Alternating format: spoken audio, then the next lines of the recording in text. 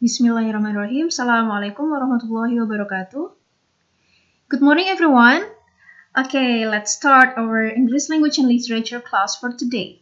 So after learning about forms and exploring some different types of forms and also doing some exercises related to forms, now let's move to the next material or next topic for this semester. So today we're going to learn about modal should, must, have to, and need to, but particularly we're going to dig deeper into modal should, and we're going to take some examples, the real examples of modal should from a movie. This one is my favorite, The Young and Prodigious T.S. Bevet. Okay, let's just get started. So, let's see the first scene here.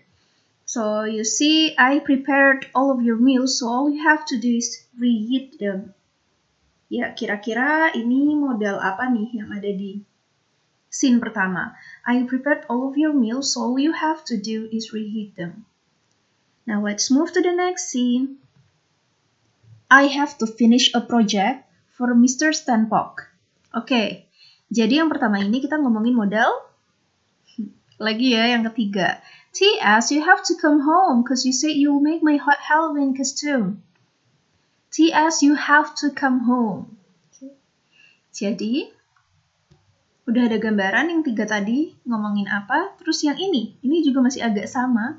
I had to admit it. I had to admit it. Oke, jadi yang pertama adalah modal have to ya. Have to.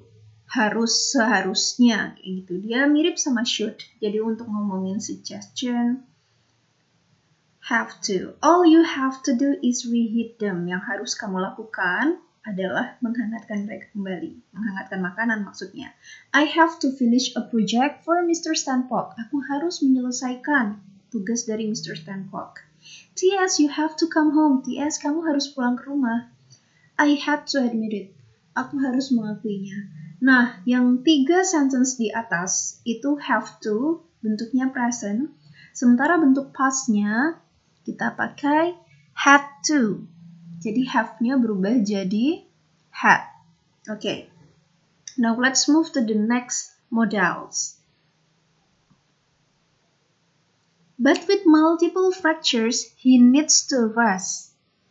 Mana nih kira-kira yang mirip sama have to fungsinya? But with multiple fractures, jelas ya di situ, he needs to rest. Next, so you need to keep him. You need to keep him. You get maybe 1-2 broken ribs. You seriously need to see a medic. You seriously need to see a medic. Yeah. You got maybe 1-2 broken ribs. You seriously need to see a medic. Jadi ini modal yang dipakai selain have to adalah need to. Nah, need to contohnya di situ he needs to rest. So you need to keep him. You seriously need to see a medic. Dia butuh istirahat. Oh, jadi kamu butuh untuk menjaganya, maksudnya di situ merawat ya dokternya kan. You need to keep him. Jadi kamu perlu ini untuk tetap merawat dia di sini gitu. You seriously need to see a medic. Kamu benar-benar butuh untuk periksa ke dokter, periksa kesehatan. Need to. Then, let's have a look at the next scene. Di sini ada sentence, and I must be banished from the ranch. And I must be banished from the ranch. Must. Pernah dengar ya, must itu untuk ngomongin obligation. Kamu harus. Ya, selain obligation, dia juga bisa ngomong strong recommendation. Jadi rekomendasi atau suggestion yang itu kuat gitu. Di sini dia kayak mengisyaratkan keniscayaan. Aku seharusnya menghilang dari ranch peternakan. Aku seharusnya ya dibuang lah dari ranch itu. And I must be banished from the ranch. Dr. Claire, you must have been worried sick. You must have been worried sick. Kamu pasti benar-benar khawatir. You must have been worried sick. Nah, mas dari film T.S. Bevet ini ada dua ya. And I must be banished. Aku seharusnya hilang, dibuang dari peternakan. Dr. Claire, kau pasti sangat khawatir. Jadi di sini kayak ngomongin keniscayaan gitu. Next, I should write a handbook on how to move the masses. I should write a handbook on how to move the masses. Aku harus nulis buku nih. Aku seharusnya nulis buku gimana caranya menggerakkan massa gitu. Next, we should have a moment. We should have a moment. Wah, kita harus have a moment itu kayak gimana? Kayak mengheningkan cipta sejenak gitu loh. Ya, berdiam sejenak gitu. Layton should have been here, not me. Layton yang seharusnya di sini, bukan aku.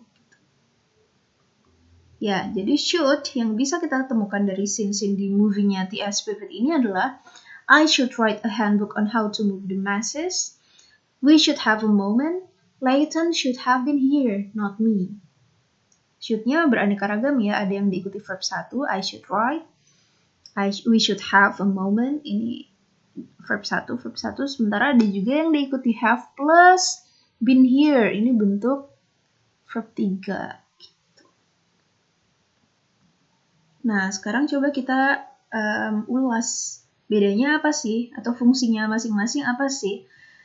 Untuk ngomongin obligation, keharusan, dan rekomendasi atau saran, gitu, nasihat, itu kita bisa pakai modal must sama should. And sometimes have to, and sometimes need to. Nah, have to di sini sendiri sebenarnya bukan modal verb ya, tapi dia salah satu yang bisa kita pakai gitu. Yang pertama dulu, must.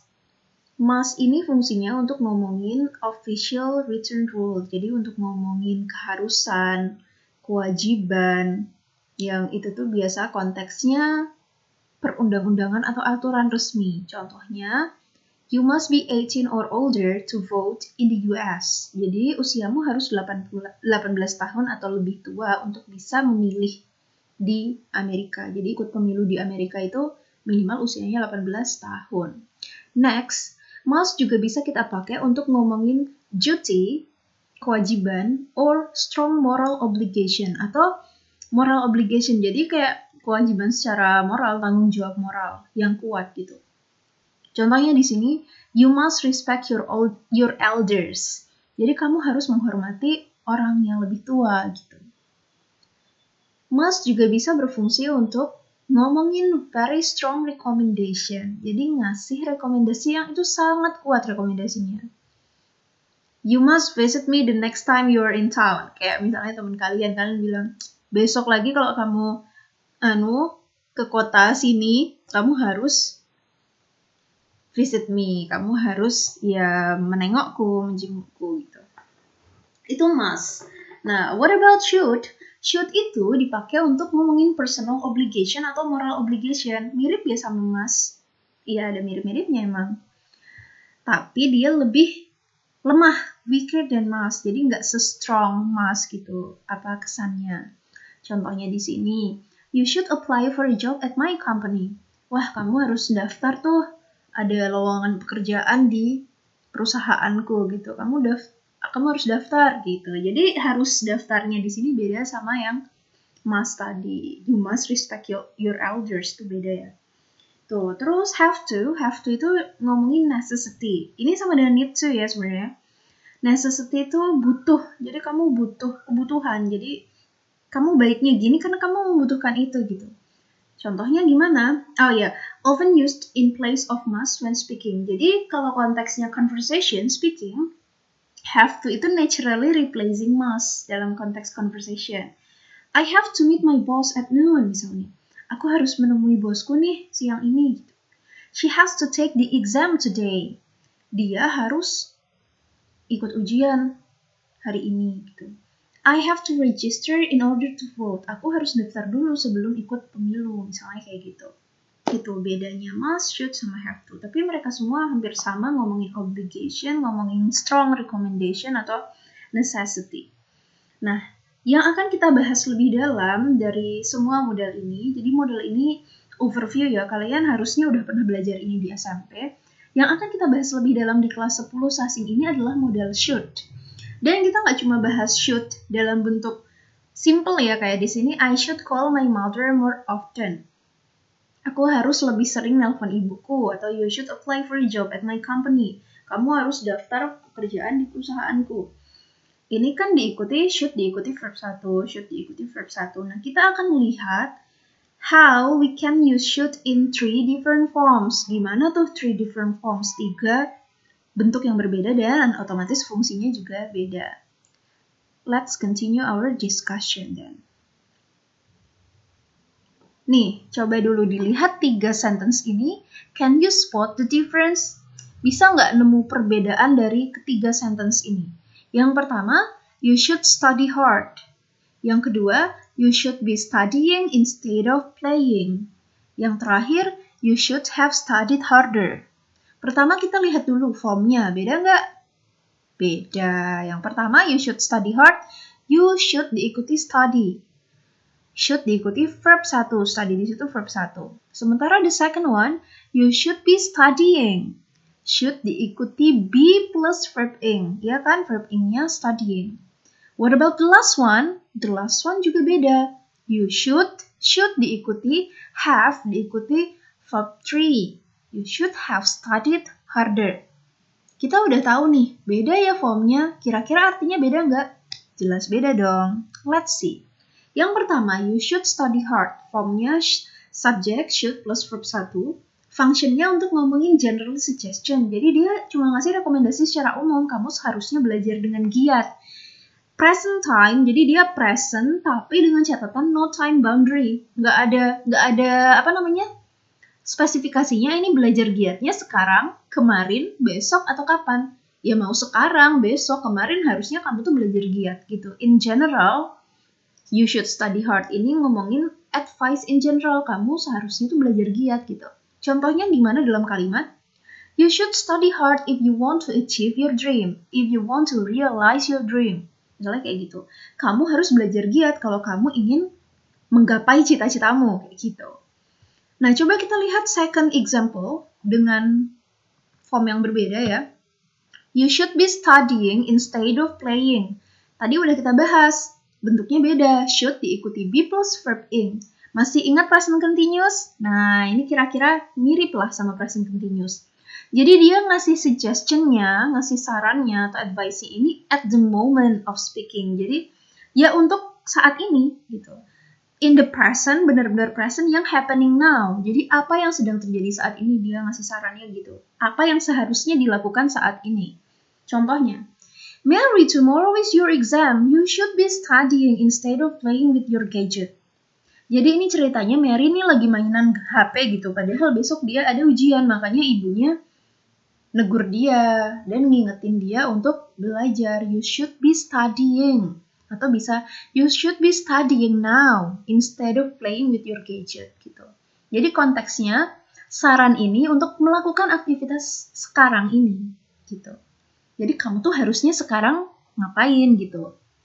Itu fungsi yang be plus verb ing ya. Form kedua. Nah, sekarang the last one. Ya, oh sorry, ini belum diganti. You should have studied harder. Ini should plus have plus verb 3 ya. Ini untuk ngomongin suggestion for the past. Jadi yang harusnya dilakukan kemarin-kemarin.